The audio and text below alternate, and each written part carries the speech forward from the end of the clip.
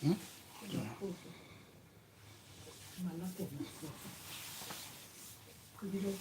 Mm. I think I'm here the roof now.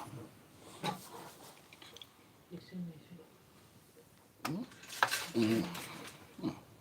She might look bad though. Mm.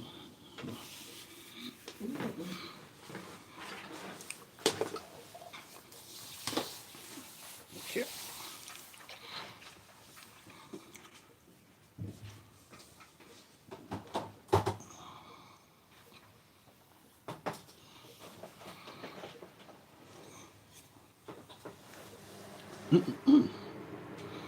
Capture now, capture. Just for now because.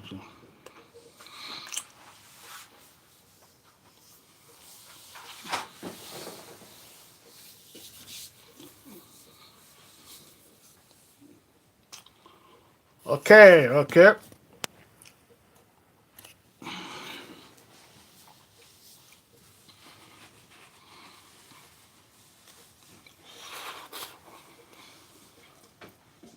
Let's wait for some people before we start. Um, just a quick one.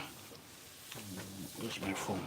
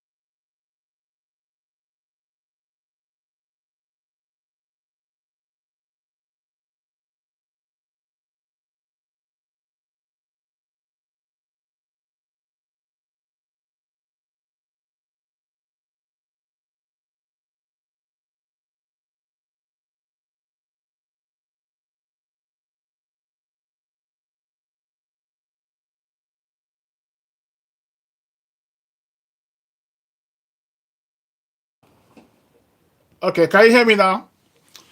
Sorry, I just saw that I clicked on the mute button. Sorry, sorry. Okay, let me come again. My name is Patrick, by the way, the state of the nation, and we want to talk about the current thing happening in court. Couple of minutes ago, and that's Nnamdi Kanu has been found guilty. Nnamdi Kanu has been found guilty, and I know, we have two camps here. One camp are very happy, the other camp are not happy, and this judgment, by the way, will will cause some problems. We can't dissect them now. We can't dissect them now, but I just want to say this. Put it this way: if first of all, just to make it quick, if you have if you want to say something, just indicate there. I'll go get my phone. You can call in, and we'll just have a chat. Just few minutes before we leave. So Nnamdi Kanu has been found guilty. So I said either death sentence or life imprisonment. Now, okay, let's pick these the proceedings. Put it that way. From my own point of view, I think the strategy Nnamdi Kanu used was not was if someone advised him, that was wrong, because he could have, as you mentioned before, to get his witnesses, he could have presented them, and put it this way, try and respect the courts. Yeah, respect the courts.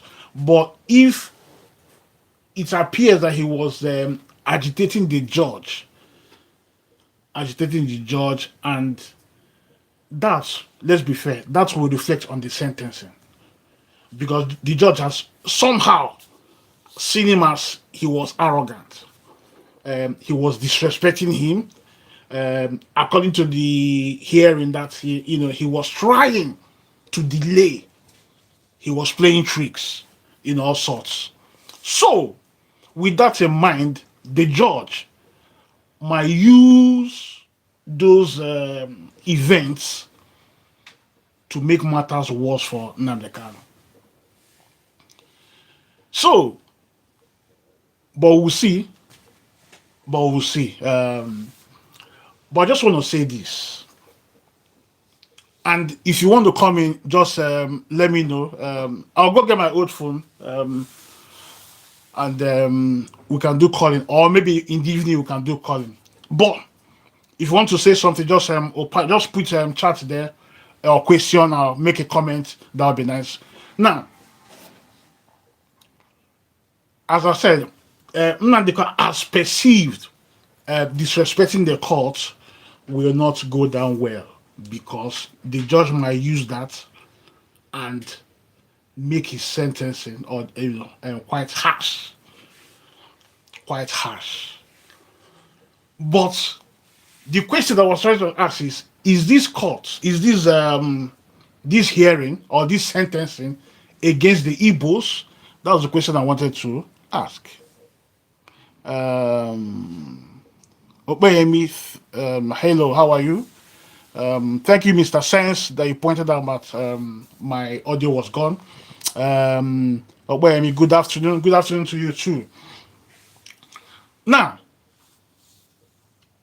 the question was, is this sentencing or this judgment against the Ibos? That's the question mark. We know in Nigeria, we like to, when things happen, we bring in trial or ethnicity in order to conclude the matter. But if you want to look at the facts on ground, there are rules of law, rule of law and order. If you want to look at this whole thing, then, in my own opinion, some of those charges were right, if you ask me. For example, inciting, I use that word, inciting the people to attack government. Now, we might have two sides. So we say, well, the security guys were brutalizing the citizens, so, or please, some might say it's self-defense, because the security guys were brutalizing the people, and Nnamdi Kanu saw, this is my people, let my people then arm themselves and replicate.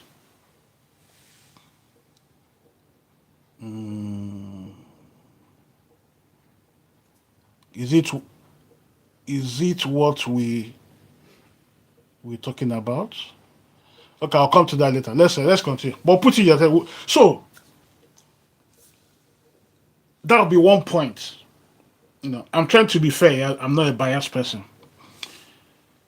But If the law stipulates that a campaign against the government by violence is wrong, then it's wrong.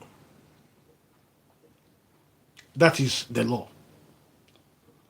If you don't like the law, there are processes that one should take in order to either change it or amend. First of all, you cannot condone the loss or unaliving of people. Either you are the extremist or normal.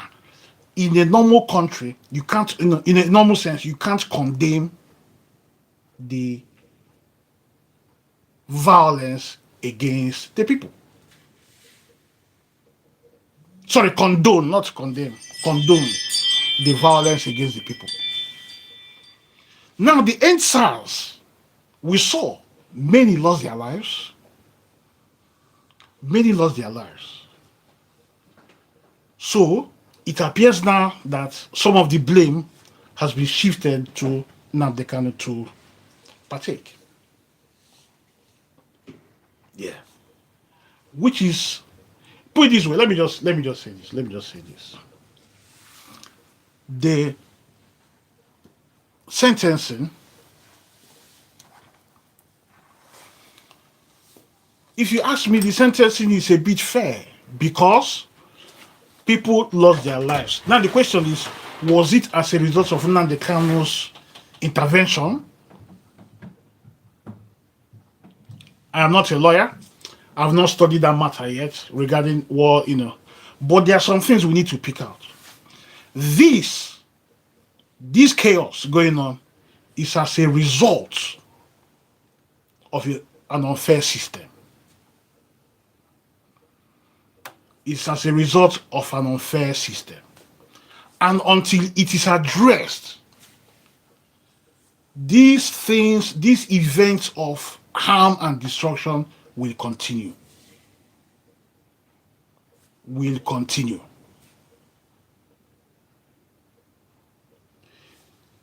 But there was a part that I'm not a lawyer, bear me out, I'm not a lawyer, but there's this part that I don't really agree.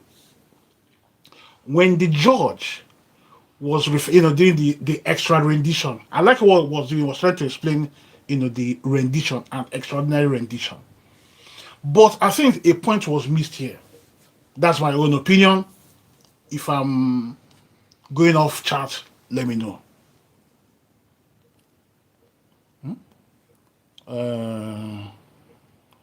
Okay, I will address that for now. So now, the judge was making reference to America's legal system.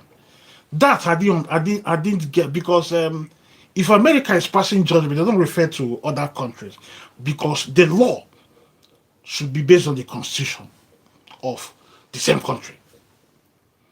So, but referring, from what I gathered, he was referring a case, 1952 or something case in America, and was trying to use it to balance his point regarding Nnamdi Kanu's extradition, saying that, from what I'm getting, I might be wrong, but from what I'm getting, that extra rendition was lawful, or can be accepted. Let me not use the word lawful, but can be accepted.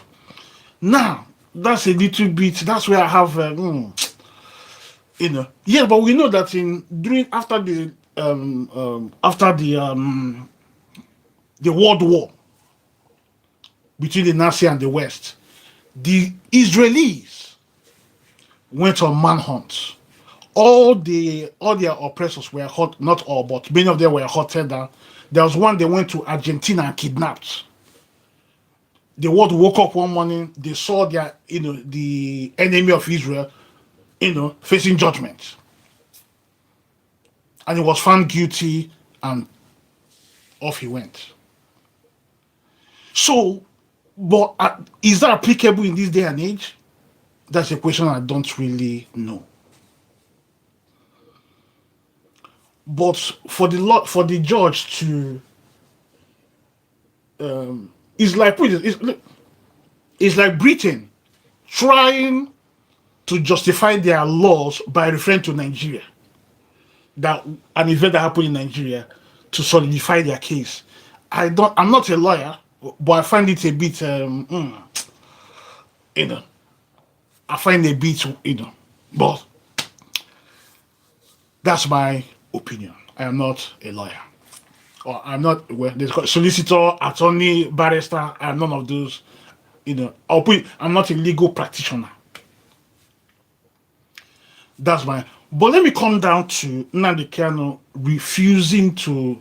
I think for me it was a mistake. For me, it was a mistake because he could have at least respect the court, even though he thinks that the court has nothing against him.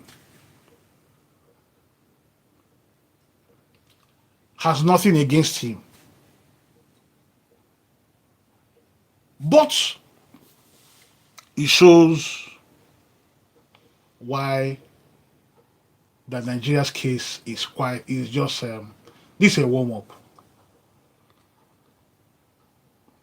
Okay, so someone says something. It says that's Reginald Chuku. Is it what we talk about? Is it him that is killing Nigerians today? Well, they're not talking about the current unaliving of people. What they're talking about is what he was involved in during his time before he was arrested in 2022. Yes, that's we're not talking about now. I believe what they are trying to establish is when he was outside of Nigeria, the things that allegedly that he said or what he did. So that's what they are talking about at the moment, not about what's happening now. You see, the whole thing shows. You see, this court case and the events, both current and present and past, shows that Nigeria has got a problem. We can't be celebrating people that participate in unaliving of people. No. We should not. We should not. But what I want to point out, if we are talking of judgment or trial, it should, we should play it as fair as possible. That should be the bedrock. That even when the West or other people, if they read the judgment, they say, okay, wow, this person is fair or the proceeding is fair. But that's the duty of the legal guys to sort out. So we're not talking about the current events of unaliving of people. We're talking about what happened before he was arrested. I hope that's Reginald Chuku. I hope I've. Then NDBC weather. You are talking nonsense. Yoruba people, very wicked people. That's not where. That's what we're not. We're not talking about. Put it this way. You see, that's the problem with Nigeria as a whole. This tribalism. These are. I made a video yesterday. Organized insecurity. By now, we should have gelled together as a country. By now, we should not be talking about the Yorubas, the Hausas, the Ibos. But that we're still discussing about this thing today shows, let's not play games here. Nigeria is a divided country. Nigeria is a divided country.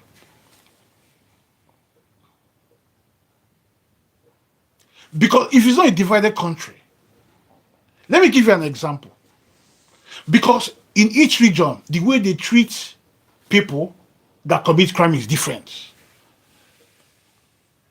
Even in an education, for example, I was told in the northern side of Nigeria, their threshold is quite low, but in other side, their threshold is quite high.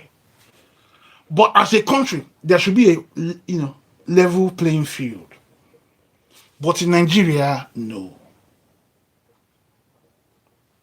So I'm not talking nonsense. This is not about the Yorubas being wicked or It's not about Yorubas being wicked.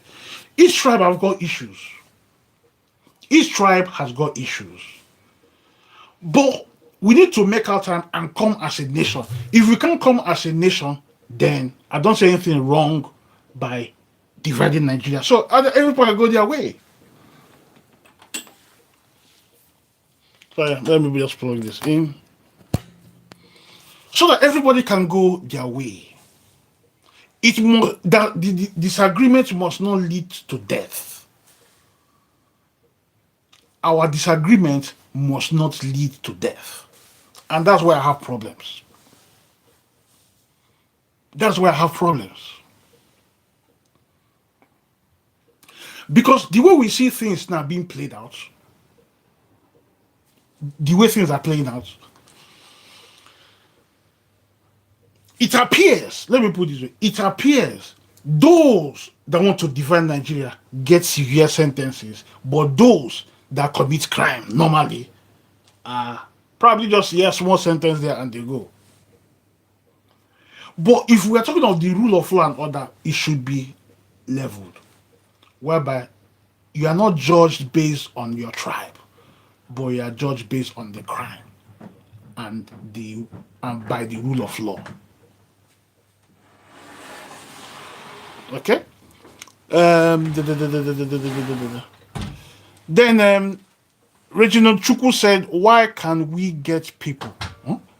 Why can we get people that is killing Nigerians today and leave the?" I didn't get what you're trying to say. Why can we get people? Sorry, why can we get people that is killing Nigeria today and leave alone? NK alone. I don't know what that means, but if you can repeat that message, that would be nice. He said the courts to show us the law. Okay, was asking the court to show him the law. Well, if there is no law, I use the word if there is no law, there should be no gathering. As I said before, I'm not a lawyer, so I don't know. So, but if the judge thinks that, I'll put it this way, to contest Nnamdi Kanu's position, he could have, or the prosecutor could have presented facts. I don't know if they presented because I've not been to their court. To make it clear, so that you that's asking the question that will then know, will be satisfied that yes, when Nnamdi asked that where is the law, that the prosecutor should, would then present the facts. And it will be clear for everyone that yes, either there is a law or there is no law. Then we will not need to be arguing. I'm not using the word arguing as disrespectful, no. But want to say, you see, when we need to, there's something we call free and fair. Fair. That even the judges or the plaintiff or the prosecutor or would then look at this, okay, yes, this is fair. It's a fair question to ask. Let me give you an example. There, kind of say, okay, there's no law to try me on. Okay, fair assumption. Okay, judge or prosecutor, what do you say? Then it's up to the prosecutor to furnish the public. And by doing so, you and I will then know, okay, so actually there's a law, or actually there's no law. I think if you ask me, well, his lawyers will not, probably because of their license, will not like to, counter the judge or whatever. So okay, the judge has spoken, let's leave it. But other legal-minded people may shed some light on this matter regarding law or no law. But at the end of the day, we know from what we saw that people lost their lives. But the question is, who orchestrated those things? You see, it's a different thing to say, I'm going to kill you today, than actually killing a person. Two of them are wrong, depending on the country. One country will say, well, because you use those words. In our society, we don't allow those threats. So, you will be punished. But the punishment cannot match, will not be equal to someone that actually carried out the threats. That's being fair.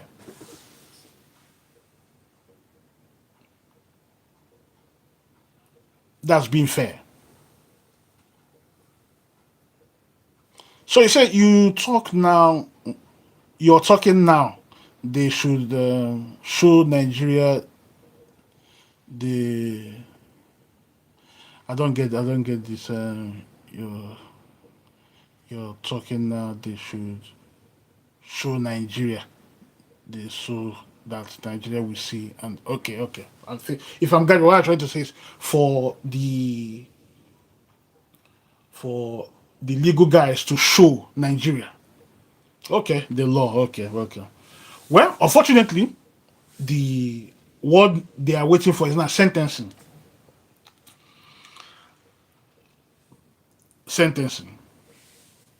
And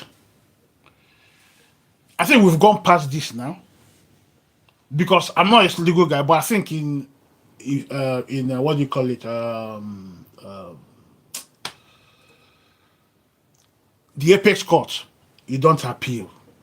That's the final court of the land. Once the judgment is passed there, there's nothing anyone can do about it, unless there's a change of law, and that's done by the politicians. That's the House of Rep and Senators. But as we see, Nnamdi Kanu has been found guilty. Has been found guilty, which is now the okay. Let's say this first of all. Now, once the judgment is passed, will he be sentenced? Well, from what we are hearing, either life or death. As I said before, because of his Nnamdi's so-called, I'll put in quotes, his behavior, the judge might go for the ultimate, and that would be to sentence him to death. And he has the right to do that, and nobody will challenge him. So when he does that, the only thing now is for the president either to step that judgment down by advising his attorney general, step it down to life sentence. Yeah. Because without that, Nnamdi Kanu is a stumbling block for Nigeria. He's a stumbling block for Nigeria. So the easier they deal with him, the better for them. The better for them. The easier they deal with him, now the better for them. So now I wouldn't be surprised if they pass the death sentence, they will quickly take him out.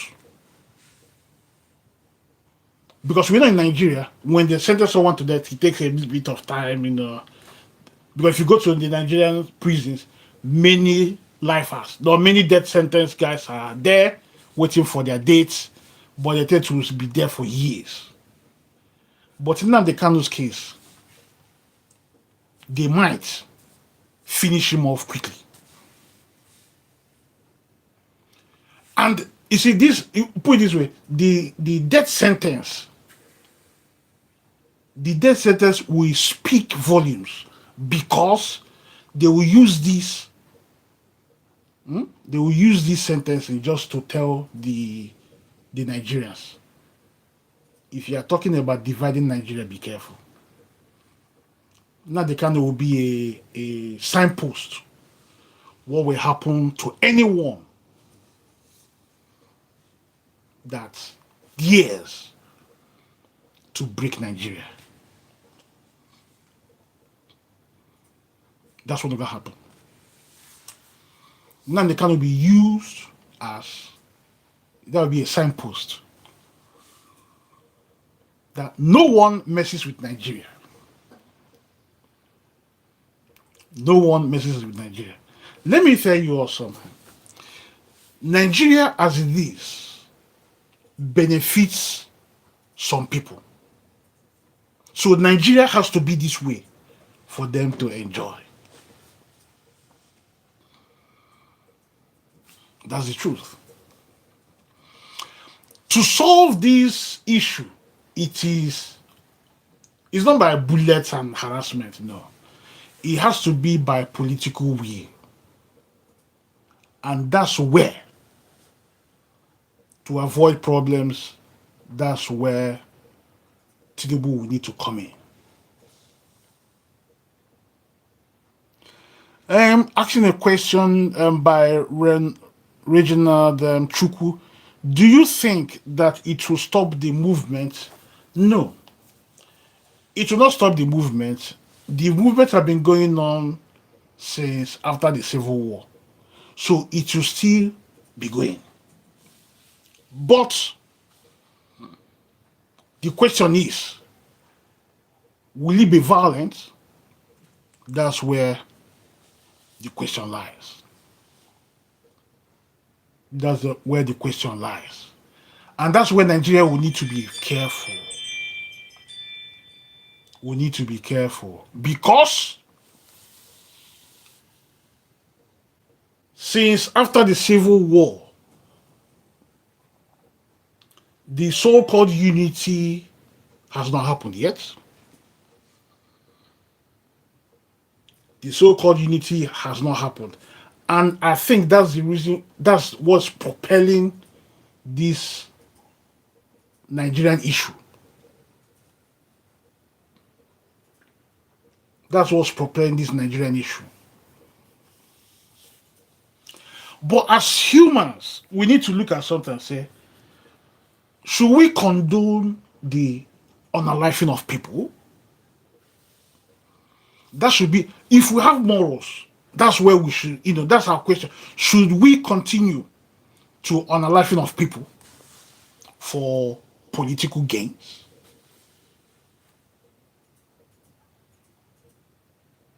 That's the question we need to ask ourselves. Please do us a favor. Please give us a thumbs up. That will help. That will help us. And you can share and subscribe if you've not done so. Please, thank you very much. Now let's go back to Sunday Igboho. I'm not drifting away. I'll come back. Sunday Igboho was clamoring for the Yoruba nation. For the Yoruba nation. What has happened? It's gone down. You see, we put it this way. Nigeria will need to come together. We need to come together and resolve the issue. There's a big elephant in the room. Because, as it is, when we are talking of unity, Nigeria is not unified. Let's not deceive ourselves.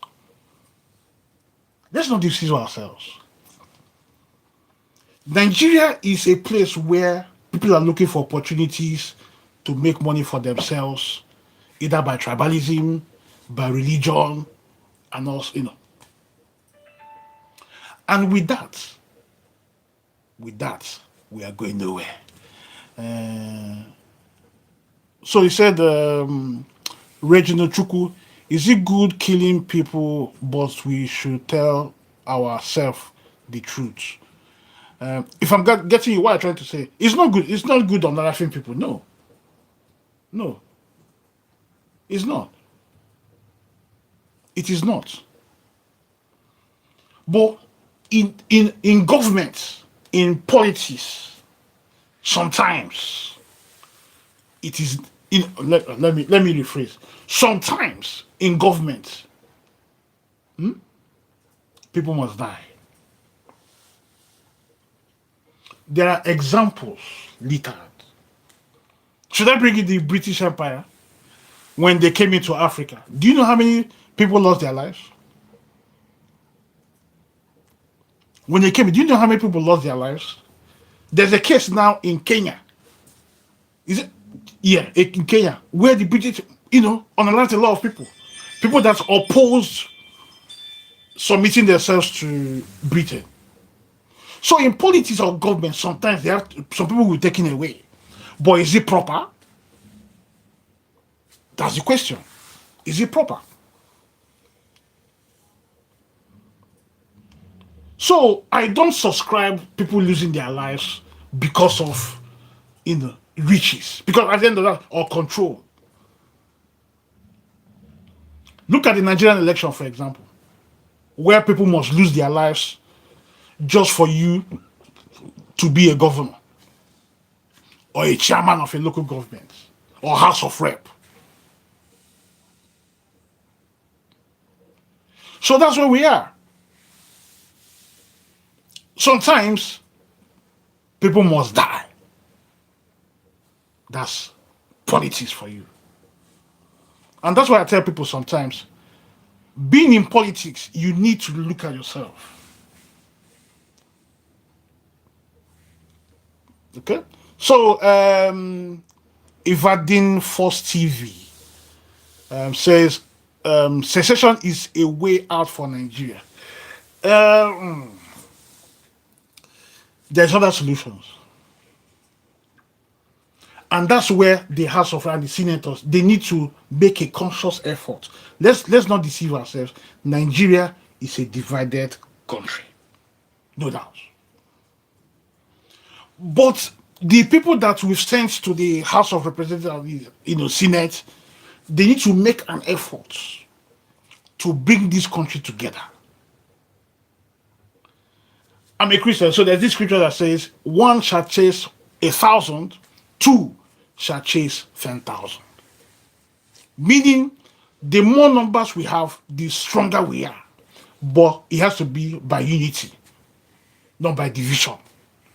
Because since after the Civil War till now, Nigeria is not making progress. When you talk of progress, go to South Korea. Before Nigeria got independence, many of these countries were in the forest. Nothing was going on there.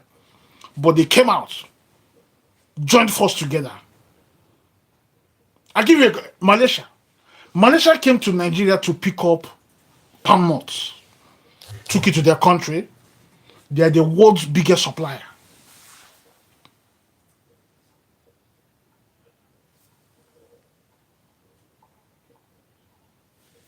So that's where we are. You can ask me a question, Reynolds Chuku. So why are people being alive today? It is as a result of self-centeredness. I must be the Oga. Either I be the Oga or I take you out. It's about control. As humans, we have the tendency to seek for control. When we are looking for control, we do many things. We do a lot of things just for control. You see, the force of control will make you do things. But if you have morals, there are some things you can't do. That you ask yourself, if this, my pursuit, is going to affect people's lives, I am not interested. But in our country, Nigeria, I want this anyhow possible, make it happen. That's why in an election, that you see election, people must die for election.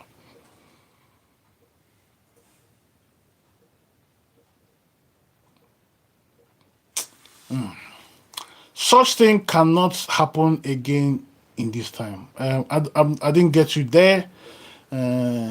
So let's go to those men in the assembly are toothpick, toothpick like rubber stamp, and they can't do anything. So don't talk about Nigeria, our national assembly. No, no, no. Okay. Let me just say this: the Senate and the House of Representatives, they represent the citizens. Now let's maybe 5 minutes. Now, you see, during the election, let's paint the picture here. During the election, I'm not drifting away, by the way. During the election, the people that wants to represent will come to their, different areas or towns and canvass. Hey, party, let's say party ABB. My name is Chief whatever whatever, or my name is whatever I am representing you. This. I want to be your representative. This, if you elect me, I will give you roads. Less. I will give you roads. I will make sure that the government looks after us. This, and this. I want to be your representative. So if there's anything there, I am in the. Let me use the word hello chamber. That's difficult for me. Hello chamber. There, I will represent you guys. That's politics. Now, so they would then canvass, people will be running, vote for me, vote for PPP, vote for AYZ. Then, normal, that's how it works. Then, when they win the election, I use when, brackets. Then, they would then go and represent this village, it may be, say, Badagry village, or Iwea village, whatever. Then they will go to the seat of power there, and they will be speaking for their people. But what happens in Nigeria is when these people come out, they promise heaven and hell. When they go there, they forget about the people. Many of them live in Abuja, that's where they stay. They don't care what happens in town, no? When they come to town, is to oppress the people with their big cars and security. Every month they give them money for their state. They swallow it, send their children abroad, living large, while the citizens that voted him there are struggling. Because let me take Nnamdi Kanu's case. Let's put it aside. Nnamdi Kanu's case, the Southeastern, the governors and whatever, could have gathered together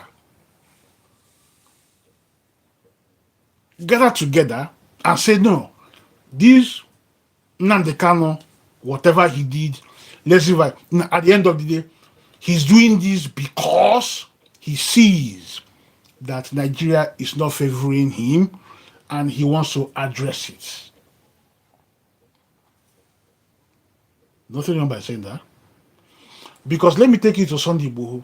When Sunday Igboho was, how did he get out? The Yoruba, the kings and the kingmakers. When Tinubu went in there, in less than a couple of weeks, they got him out. So Sunday Igboho is free, minding his business. But I believe that with Nnamdi Kanu's case, it appears that Nnamdi Kanu was too strong or had big, too big with that way, that the governors or the politicians felt threatened. Felt threatened.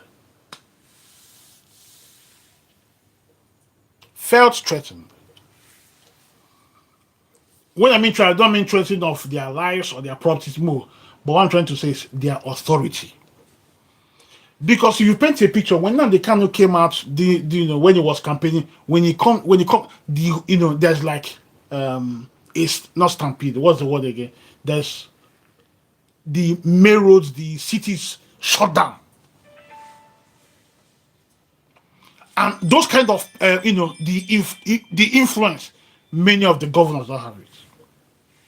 So I believe that was part of the,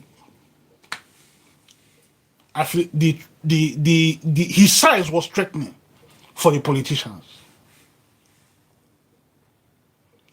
But let's see how it goes. Let's see how it goes. Let's see how it goes. Let me read one more. It says okay. They have been talking to government since. Yeah, they've been talking to government since. Yeah. Ronald and Chukwu, they've been talking to government since. But these are politicians. So are they talking to governments to do what? Okay. They were talking to Buhari.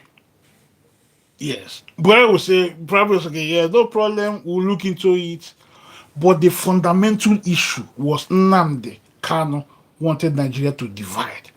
And that, oh man, let me, put it this way, that will not go down well. That will not go down well. Because the country is not unified. It won't go down well. Good example, if we sit down here, A and B is fed up with the marriage.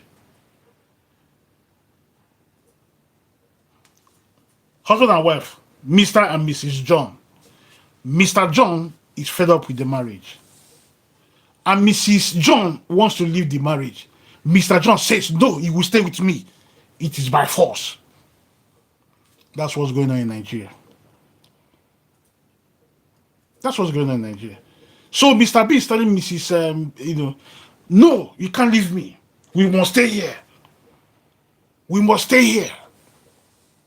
We must be one.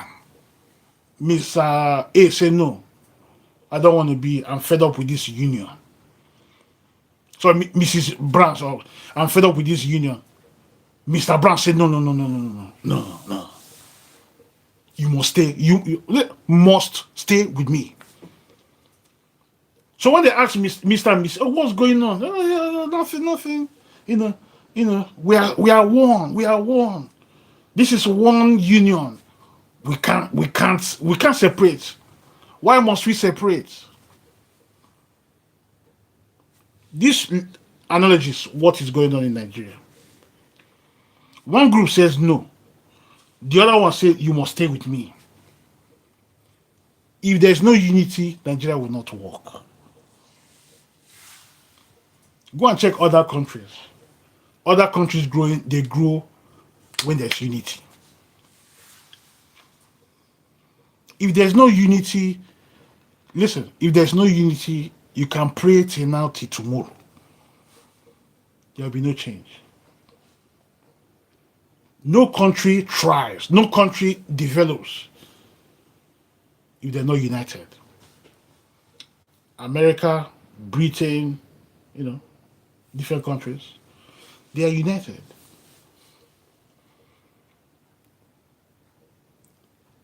When Britain, Scotland, woke up one day and said, we want to leave the Union, there was no violence. There was no violence. What happened?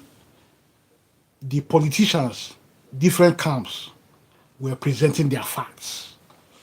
Scotland said, no, we want to have our own country, this. The England said, no, that it is not good, that we are stronger as a nation if we stay together, this, and this. There was a debate. And when Cameron offered the referendum and the Scottish citizens went for the polls, Scottish citizens said, no, we can't divide. We have to stay together as a union. Scottish citizens, they were not influenced by Britain. The citizens made their choice. And when the thing came out, the results, it was clear-cut. And Britain was happy. England and Wales, they were happy. Not one soul was lost. There was room for freedom of expression. But in our country, Nigeria, no. And that's why I think that this disunity will continue. Will continue. I want to go one direction. But I said, let me not go there. Let me not go there. Something is happening in Nigeria. I don't want to say too much. Something is happening in Nigeria.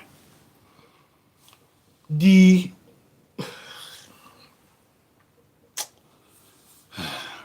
Nigeria. Okay, let me just put this and go. I need to go and get my keys from school. Britain. Let's put it this way. Britain. Nnamdi Kanu is a citizen of Nigeria and England. Yes. But if you notice, the British are quiet. Are quiet. I say they are quiet. Nothing, they are not saying much. Yeah, they told you that they were going to send someone to represent them to look at the proceedings and all sorts. Maybe they were there, I don't know. Let me just drop this before I leave. So there was a woman in Britain from Iran. Yeah? Iran, and the husband is a British citizen. So this woman traveled to Iran to see their family.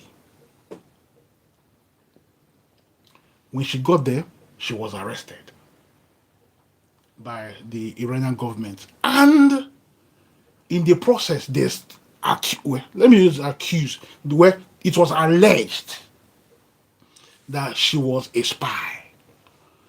And the woman and the husband said, no, my wife is not a spy, because the wife has got families back home in Iran, that she went there to see her grandmother. I think, the grandmother, yeah? Or say family members. And they held this woman for 5 years.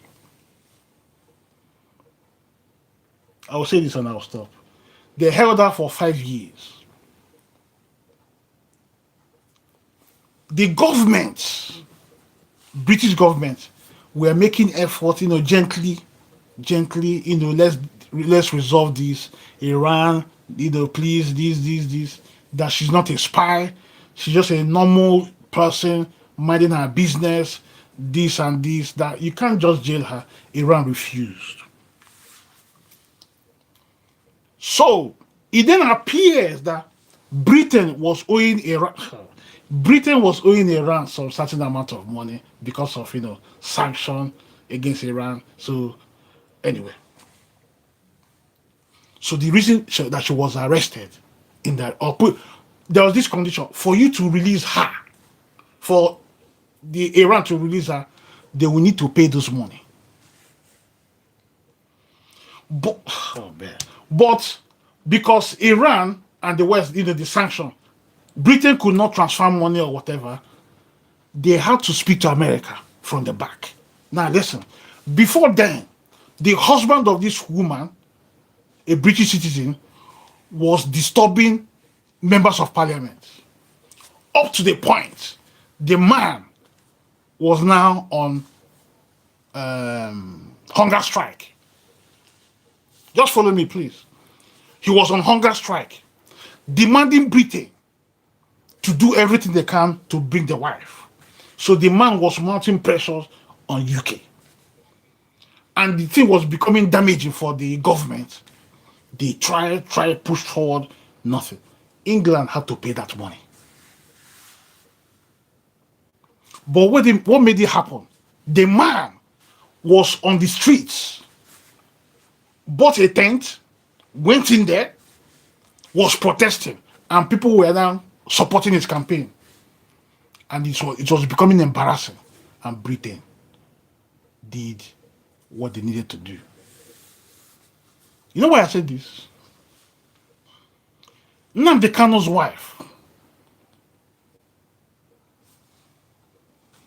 Nnamdi Kanu's wife. Is it? Oh man. Ah. Anyway, you get my gist. There, and when you talk of protest, silent protest, you come out because as we are, as Nnamdi Kanu, a British citizen. So it's now up to UK now to say, okay, let's look at this judgment. Was he fair?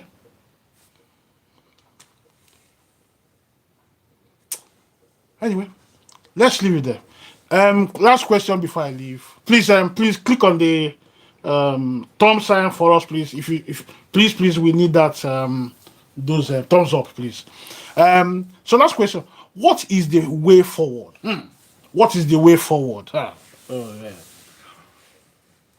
The only way forward is if Nigeria comes and asks themselves, okay, let's unite.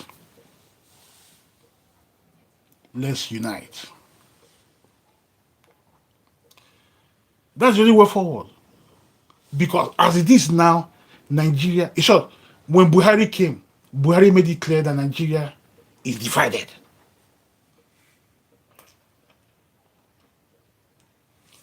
When Buhari was, what happened?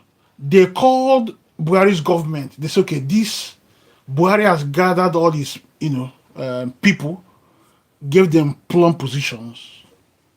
And when Tinubu came, Tinubu did the same thing. The Northern was saying, no, this is not a Yoruba government. They've forgotten Buhari did the same thing. Disunity. We've heard this word federal character. It does not exist. These are ploys, So you tell you, let me say it this way, Nigeria has to remain like this for other countries to enjoy. Let me give you a small tip.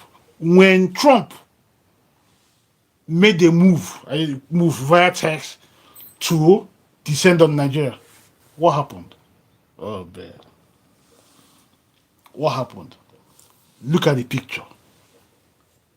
Who were for Trump, who was against Trump? That will tell you.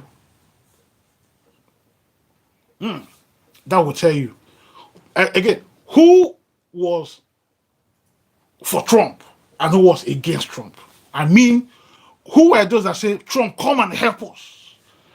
Who were the people that say, no, Trump, please. This is a sovereign nation.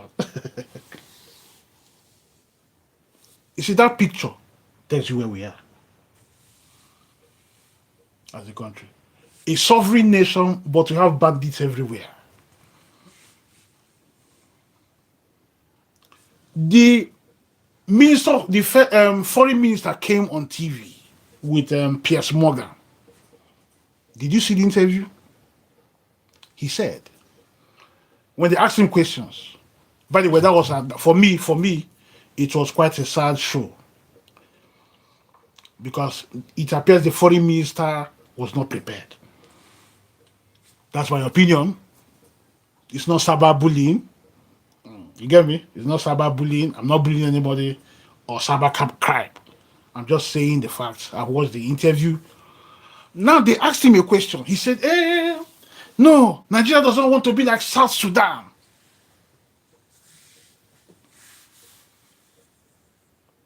Yeah, because Sudan was divided into two, the North, the Muslim and the Christians.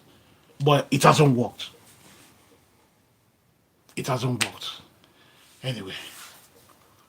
Should I come this evening? I'll try. I'll come this evening. Maybe we'll do a part 2 of this. By the time probably I will have heard the sentence or the judgment, and then we'll come back again. Maybe we'll do part 2. I'll come in this evening, by the grace of God, and we'll continue. Please, if you're not subscribed, please do so. Please click on the thumbs up, and I will see you by God's grace this evening. Peace. Thank you very much.